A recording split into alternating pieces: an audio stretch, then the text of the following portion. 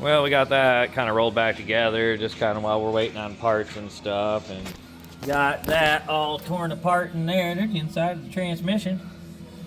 But that seal, you can see all the shit that's inside it and stuff, and it's not a rear main seal, but this is the input right here. The whole housing that the throttle bearing rides on and all that and stuff. And then you got a seal that's in here, this big guy. Then you got a gasket, and then inside here there's also this little guy, and this is the one that was leaking. It was full of so much nasty shit, but it just goes in like this, and then the input comes through there, and that's pretty much it. But you can see all that nasty shit where it's been coming through and stuff like that. But these come apart pretty damn easy once you get the snap ring off.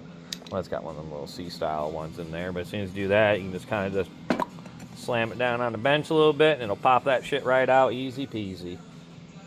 But didn't do that off camera because Dad did it and stuff like that. But we'll have a video throwing it back together for you guys and stuff like that, because I know we're not the only ones that have 4600 Fords in the shop and things like that, or homeowners. But nope, turned out pretty good. Not too bad of a job. I like these Fords. They're pretty damn simple. But while we are waiting on that, I'm going to get in here and address this mouse issue, because there's some bare wires in here on this dash.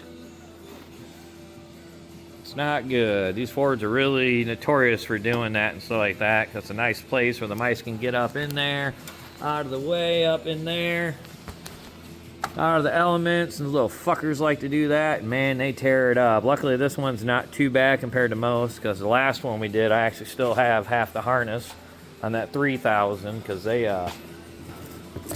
yeah, I mean, they tore that harness to living shit. And luckily, we keep these harnesses in stock and stuff like that. We try to. Yeah, they just destroyed it. That old boy was happy too, because as soon as you got it back, he's like, holy shit, it's got dash lights again. And it's like, yep.